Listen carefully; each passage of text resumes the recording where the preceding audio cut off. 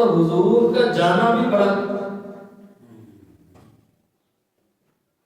عظمتوں کا حامل ہے، لیکن حضور کا جانے سے واپس آ جانا اس سے بھی زیادہ عجیب ہے۔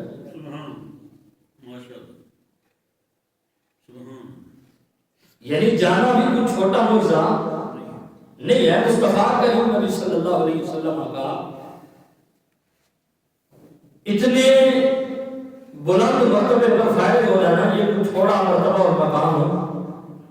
نہیں ہے، اور پورے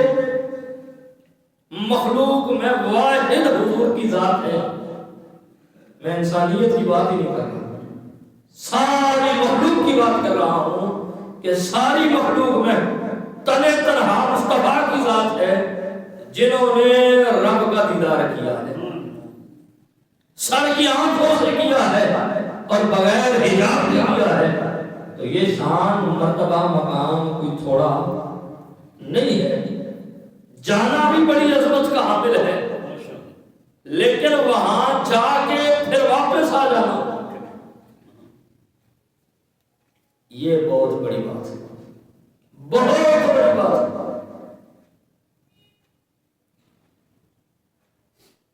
اور حضور کریم نبی صلی اللہ علیہ وآلہ وسلم کے سفر معراج کو اگر دیکھا جائے تو میرے محبوب کا جانا بھی بے مثال ہے، اور حضور کا آنا بھی بے مثال ہے۔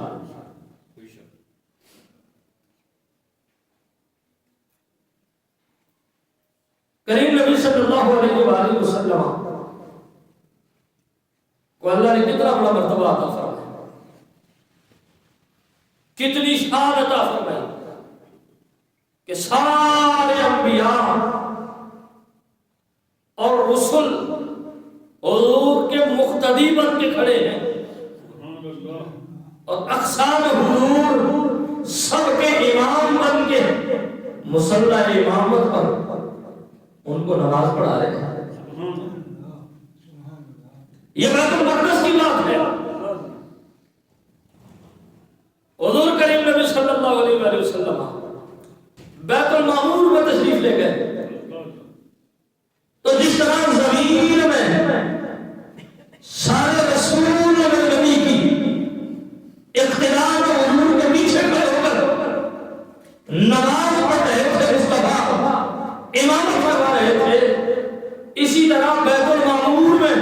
سارے فرشتے مصطفیٰ کی اقتداء میں تھے، مصطفیٰ نے سارے فرشتوں کی امامت فرمائی، نبیوں کی امامت فرمانا، سارے فرشتوں کی امامت فرمانا، ساتوں آسمانوں کے عجائبات کو دیکھنا، جنت و دوزخ کو دیکھنا، مشاہدہ کرنا، حوروں غلمان سے ملاقاتیں کرنا، ان پر کرم رحمت و عنایات کی بارشیں کرنا، پھر عرش پر جلوہ گر ہونا، اور پھر سدرۃ المنتہا پر حضور کریم نبی صلی اللہ علیہ وسلم کی جلوہ گری، یہ کوئی تھوڑا مرتبہ نہیں ہے۔ اور پھر سب سے بڑی بات یہ کہ جہاں مخلوق میں سے کوئی نہیں جا سکا، پھر تنِ تنہا وہاں جانا، رب سے ملاقات کرنا، اس کا دیدار کرنا، اور اس سارے پروسیس کو اللہ نے قرآن مجید کی سورہ نجم میں یوں بیان فرمایا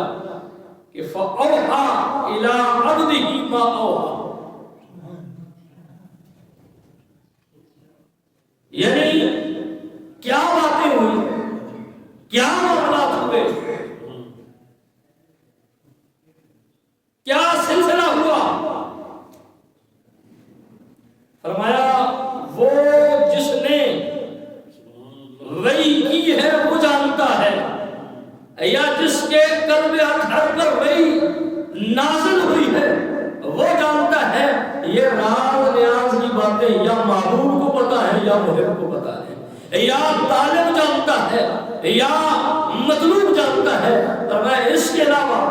کوئی نہیں جانتا، اور کیا وحی کی اس نے، کیا پیغام دیا محبوب کو، کیا محبتوں کے باتیں ہوئی؟ فرمایا باتیں بیان کرنے والے نہیں کر سکتے، کیونکہ جس سے ہوئی ہے یا وہ جانتا ہے یا جس نے کی ہے وہ جانتا ہے، کیونکہ یہ اس کے اور محبوب کے درمیان راز کی بات ہے،